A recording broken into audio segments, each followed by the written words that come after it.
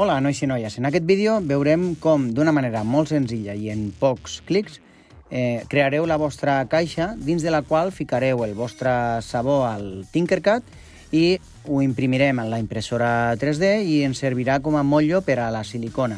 Doncs bé, no m'entretinc més i el que haureu de fer és entrar al vostre Classroom i anar al material que fica caixa Tinkercad. Allà hi trobareu aquest enllaç que ens permetrà fer un duplicat d'aquesta caixa i adaptar-ho a les mides que nosaltres necessitem. En obrir l'enllaç se us obre la caixa, però només en mode visualització. Per poder editar-la, el que farem és donar-li aquí al símbol de Tinkercad, on estan les lletres de Tinkercad, fem clic, i llavors ens obre la pàgina d'aquest usuari, i fixeu-vos que ens diu que per a copiar, que és el que volem fer nosaltres, ens hem de registrar. Doncs bé, li donarem. No haurem de crear el compte, sinó que el que farem serà accedir-hi, fer un sign-in. Nosaltres no introduirem ni username ni email. Directament utilitzarem aquesta opció que diu Sign-in using social providers. Utilitzarem Google per tal de poder iniciar sessió amb el compte de l'escola. Ja se'ns habilita l'opció de copiar i modificar, que és el que farem. Gràcies a la comunitat de Tinkercad tenim una caixa ja feta, a la qual només haurem de modificar-li les mides. Molt bé.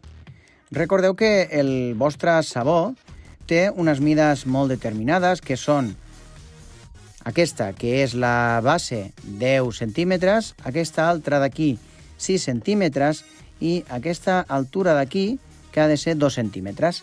Doncs bé, com en aquesta caixa hem de ficar la nostra pastilla de sabó, l'hem de fer més gran per tal de que hi càpiga la silicona pels costats. Molt bé, que hem decidit que li donarem un centímetre més a cadascuna d'aquestes mides. Per tant, això vol dir que aquesta mida d'aquí han de ser 7 centímetres, aquesta altra mida d'aquí seran 11 centímetres i, per últim, aquesta alçada d'aquí seran 3 centímetres. Fixeu-vos que el Tinkercad per defecte treballa en mil·límetres. Això vol dir que haurem de multiplicar aquestes mides per 10. Seleccionem la caixa i haurem de moure'ns per els quadradets blancs. Molt bé, fem clic damunt d'un d'ells i podem modificar les mides fent clic damunt del número. Aquest serà el costat que ha de fer 11, per tant 11 per 10 són 110. Aquest altre costat ha de fer 7 centímetres, per tant 7 per 10 són 70 mil·límetres.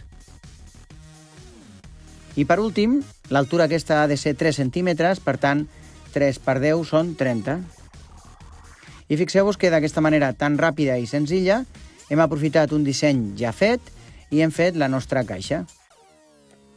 Abans de continuar, el que fareu serà canviar el nom, que tindreu per defecte copy of caja, i li direu caixa, guió baix, el vostre nom i el vostre primer cognom. Abans d'acabar el vídeo, el que farem serà compartir-ho amb les professores. El que fareu serà donar-li aquí aquest botó que diu enviar a i llavors compartir por MI o correo electrónico. Li doneu aquí a invitar a persones i generar nuevo vínculo.